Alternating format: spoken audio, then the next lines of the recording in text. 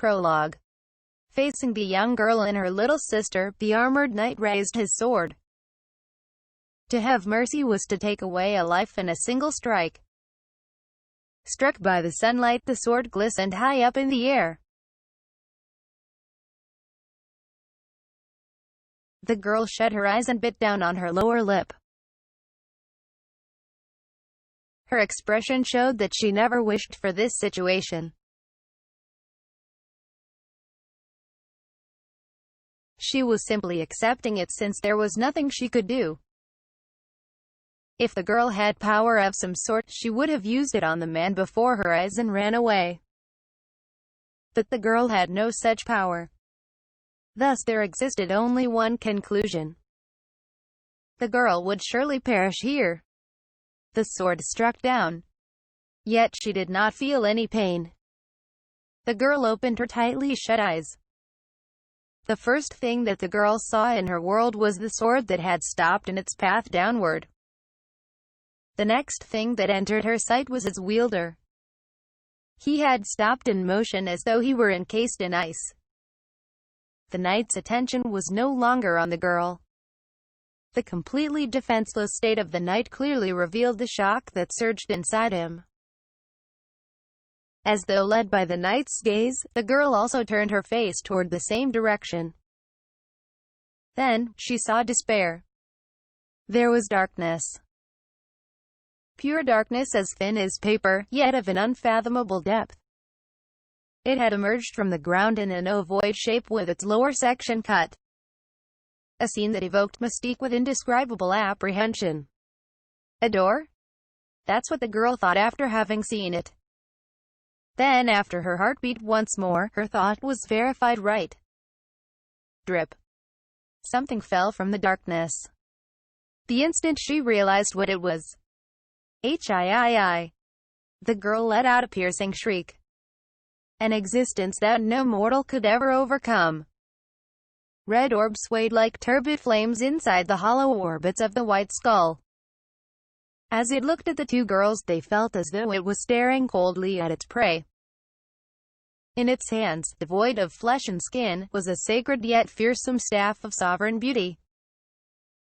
It was as though death itself, draped in an ornate, jet-black robe, was born into this world with darkness from another world.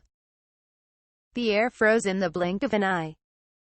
It was as if time itself had frozen before the advent of an absolute being. The girl had forgotten to breathe as though her soul was stolen.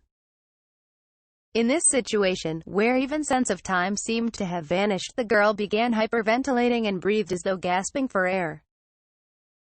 The Grim Reaper has come from the other world to take me away.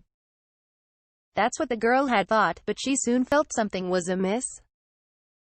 The knight that was after them had stopped moving as well. Erg. A quiet groan was heard. Who was it from? It felt like it could have been from herself, as well as her shivering little sister, and the knight with his sword raised before her eyes. Ever so slowly, its fingers, destitute of flesh with only their bones, reached out and pointed, not at the girls but at the knight, as if to grab something. She wanted to stop looking, but she was too scared to do so. She felt she would witness something far more terrifying if she were to look away. Grasp far greater than. The death incarnate made a clasping gesture, and a loud metallic noise rang right next to the girl. She was afraid to avert her eyes to death, but pushed by the tiny curiosity from her heart, she moved her gaze and saw the knight laying on the ground. He was no longer moving. He was dead. Yes, dead. The life-threatening crisis that had closed in on the girl disappeared just like that, as if it was all a joke.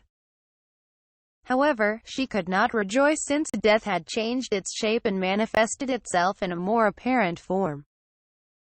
Receiving the girl's frightened gaze, death moved towards the girl. The darkness gathered in the center of her view rose. It's going to envelop me. Thinking that, the girl hugged her little sister tightly. The thought of escaping was nowhere in her head now. If the opponent were a human, she could have taken action with a shred of hope. But the thing before her eyes was an existence that easily blew away such notion. Please at least let me die a painless death. Praying was all she could do. Her little sister was clinging to her waist, quivering in terror. She wanted to save her, but she couldn't. She could only apologize for her powerlessness. She simply prayed that she wouldn't feel so lonely, for she was going with her. And then. Chapter 1 The End. In the